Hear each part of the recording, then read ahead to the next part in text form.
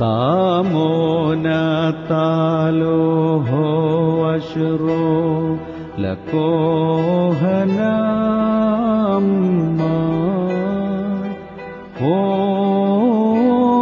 ഹോനുണ്ടു ഹോശോ ഓഹദോനഹു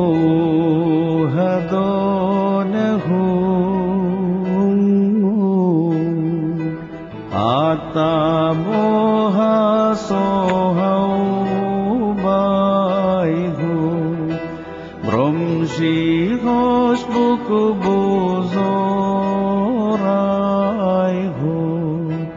അത്റുകു ദിശോവാബാ വാൽഹി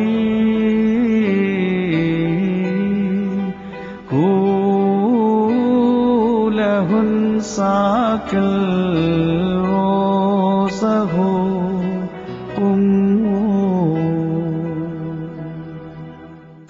പരിശുദ്ധനായ പാമ്പാടി തിരുമേനിയുടെ അനുഗ്രഹം തേടി പതിനായിരങ്ങളാണ് ഈ പാമ്പാടി തയ്യാറായി വന്നുകൊണ്ടിരിക്കുന്നത്.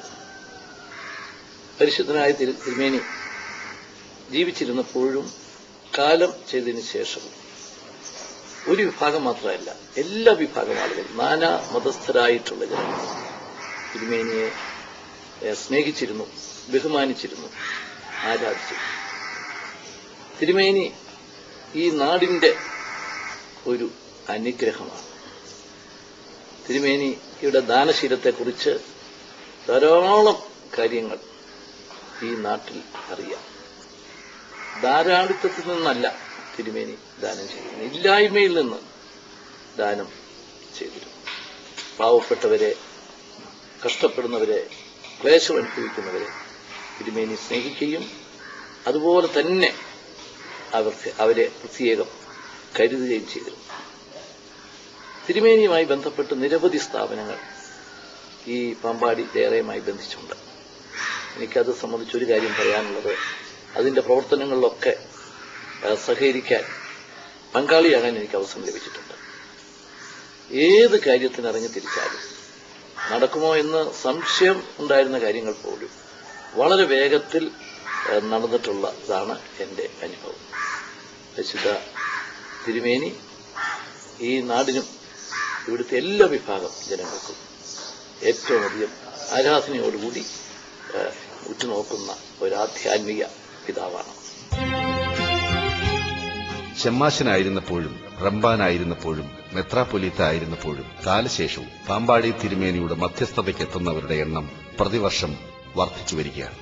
ആ പുണ്യവാന്റെ മധ്യസ്ഥതയിലൂടെ അനുഗ്രഹങ്ങൾ പ്രാപിച്ചവർ, അനുഗ്രഹങ്ങളും ആശ്വാസവും തേടിയെത്തുന്നവർ, അവരൊക്കെ ഒരേ സ്വരത്തിൽ പരിശുദ്ധ പാമ്പാടി തിരുമേനി ഞങ്ങൾക്ക് വേണ്ടി പ്രാർത്ഥിക്കണമേ എന്നപേക്ഷിക്കുന്നു. പാമ്പാടി തിരുമേനി ചെറുപ്പകാലം മുതൽ തന്നെ ശാന്തനും സൽസ്വഭാവിയുമായ ഒരു കുട്ടിയായിരുന്നു. അദ്ദേഹത്തിന്റെ സ്വഭാവത്തിൽ ഏറ്റവും പ്രധാനമായിട്ട് ഞാൻ കണ്ടിട്ടുള്ളത്, അദ്ദേഹത്തെ കാണാൻ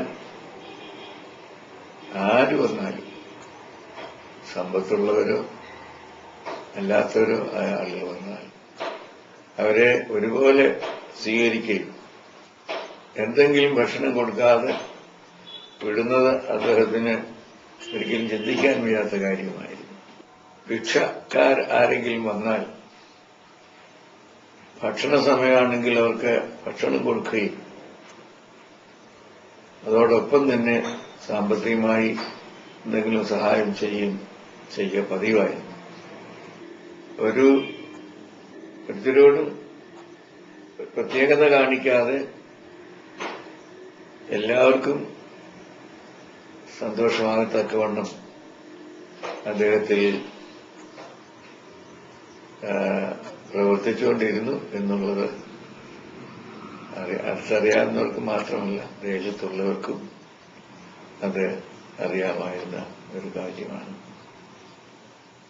ഇതിനെല്ലാം അദ്ദേഹത്തിന്റെ ജീവിതം ധന്യമാക്കി തീർത്തത് അദ്ദേഹത്തിന്റെ പ്രാർത്ഥനയും ഉപവാസവും നോമ്പും മറ്റുമായ ആത്മീയ പ്രവർത്തനങ്ങളാണ്. എനിക്ക് തോന്നുന്നത് അദ്ദേഹത്തിന്റെ മാതൃക പരിശുദ്ധ പരുമല തിരുമേനി ആയിരുന്നിരിക്കണം. കാരണം പരിശുദ്ധ പരുമല തിരുമേനിയുടെ ആത്മീയ ജീവിതത്തിൽ കണ്ടിരുന്ന പല കാര്യങ്ങളും അദ്ദേഹത്തിന്റെ ജീവിതത്തിലും കണ്ടിരുന്നത് കൊണ്ട് പരുമല തിരുമേനി അദ്ദേഹത്തിന്റെ മാതൃകാ പുരുഷനായിരുന്നു എന്ന് വേണം വിശ്വസിക്കുക. ഒരു നേരം ഓർത്തഡോക്സ് സഭയുടെ നിയമമനുസരിച്ച് ദിവസം 7 നേരം പ്രാർത്ഥിക്കണമെന്ന് അദ്ദേഹം ആ പ്രാർത്ഥനകൾക്ക് വീഴ്ച വരാതെ പാലിച്ചിരുന്നു എന്നുള്ളത് അദ്ദേഹത്തിന്റെ ഭക്തിജീവിതം ഉയർത്തുന്നതിന് ഒരു പ്രധാന കാരണമായിരുന്നു. അതിനോട് ചേർന്നാണ് പ്രാർത്ഥനയുടെ ശക്തിക്ക് വേണ്ട ഉപവാസവും നോമ്പും അനുഷ്ഠിച്ചു വന്നിരുന്നത്. അദ്ദേഹത്തെ ഒരു പരിശുദ്ധനായിട്ട് പ്രഖ്യാപിക്കുന്ന കാര്യത്തിൽ സഭയിൽ ചില നിബന്ധനകളുള്ളതുകൊണ്ട് ആ നിബന്ധനകൾ പൂർത്തിയാകുന്നതുവരെ അത് ആലോചനാ വിഷയമൊന്നല്ലാതെ പ്രഖ്യാപിക്കാൻ സാധിക്കത്തില്ല.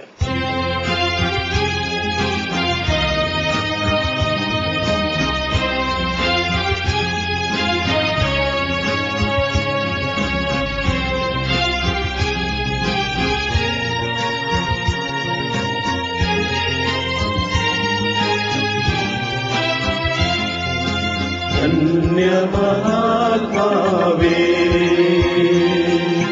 പുണ്യമഹാചാര്യ കനിയണമണിയാരിൽ കരുണാപ്പനി നീർച്ചൊരിയണമേ കർത്തനോടത്തിച്ചിടണമേ ഇഹ പരലോ